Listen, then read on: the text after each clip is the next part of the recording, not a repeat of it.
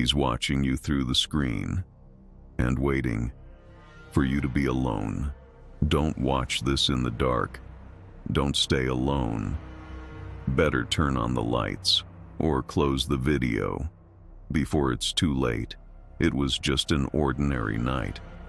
Eddie had driven to a strange part of the city, the kind people always say not to go to after midnight. With him was Lexa. She smiled and said, "I want to show you something unforgettable." The building at the corner of Grimm Street towered like a rotten tooth in the black jaw of the city, abandoned, lifeless. The old blinds creaked in the wind. They stepped inside. Darkness, dust, damp walls. Lexa walked ahead as if she lived there and vanished into the shadows. Eddie looked back. Click. The door slammed shut behind him. That moment, something began. Something that words can't explain. No therapist would ever believe him, but from that night on, he never slept with the lights off again. There was a bed, a shattered mirror. The moonlight spilled through the window. "Relax," Lexa said. "There's no one here." She sat on the bed and handed him a glass. He took a sip, just a little. But the fog in his head came instantly. His pulse echoed in his ears. He couldn't feel his fingers. And then, silence. Total silence. Even his heart seemed to pause. Something was watching them. He could feel it. Someone, or something, was in the room, or behind the wall, or inside the mirror. He didn't know what he was about to see, but he knew he'd regret seeing it. Shadows began to form on the walls. They didn't move, but they got closer, like they could see into his soul. He closed his eyes, opened them, and he was no longer in the house. Now he was in a cathedral, a massive Gothic cathedral where the candles burned with black flames and the stone gargoyles shifted on the pillars. The murals were blacked out. A choir sang in a language no human ever spoke, and in front of him, a confession booth. A voice from inside, quiet, warm, too warm. "Go on, Father," Eddie whispered. "Go on." He peeked through the grate, an eye, one enormous eye, staring straight at him. It throbbed like a heart. He flinched, and that's when the cathedral walls began to breathe. Yes, breathe, like the lungs of something alive. From the floor emerged pinkish necklace things with bald heads. They looked like dolls, but too soft, too real. They crawled toward him, clawing, scraping. Suddenly, laughter. A woman's laugh. Lexa.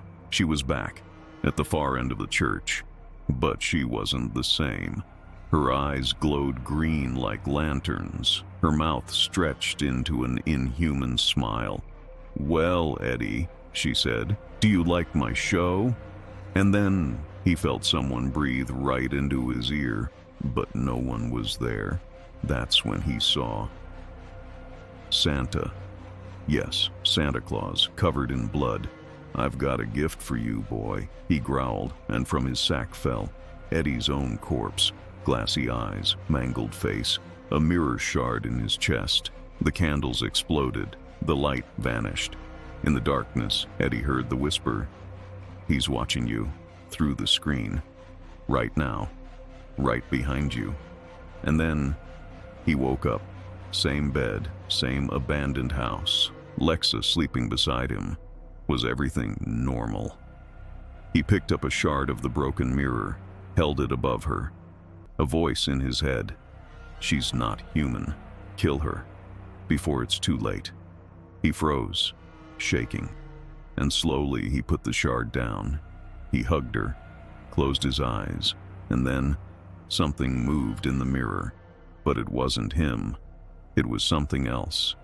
He woke up again, or at least he thought he did. Same bed, same silence. Lexa was next to him, but she wasn't breathing.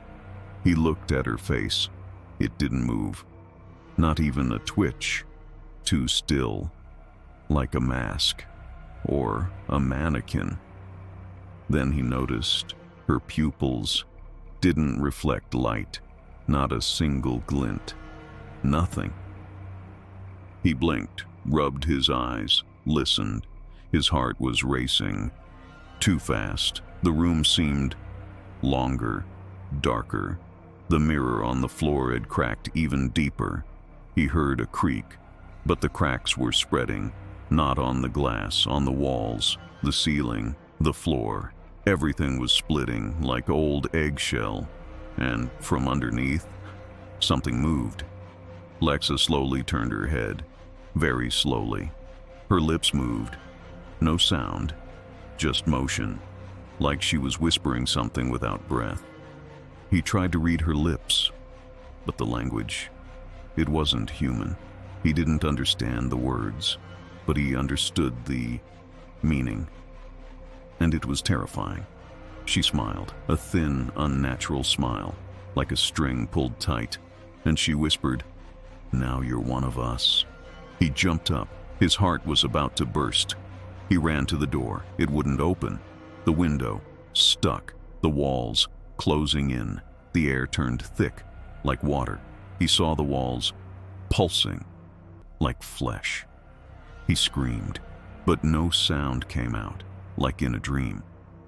Lexa stood up, watching him, but her eyes weren't eyes anymore, just two black pits. From them oozed a thin black liquid, dripping down her cheeks, hissing on her skin. He backed away, and in the mirror, he saw another figure, behind him, tall, pale, no face, just an outline, just breathing. He turned, no one. Looked back at the mirror. It was closer, and now there were two of them. He shut his eyes tightly, whispered, "This is a dream, just a dream." But the air was sticky, too real. When he opened his eyes again, Lexa was gone. The room, gone. Everything, gone. He was standing in black nothingness, no floor, no sky, no time, only his breath, and his heart, and the voice. He didn't hear it with his ears. It echoed inside. It said, "You read this. You let us in. Now you see. And now we see you. You are not alone." He covered his face with his hands, but that didn't help, because fear has no shape. It's in the air, in reflections, in words, in the screen you're staring at, because now you're inside too. Think carefully. When was the last time you looked in the mirror? Are you sure you were the only one there? Or is something copying you with just the slightest delay? Look again.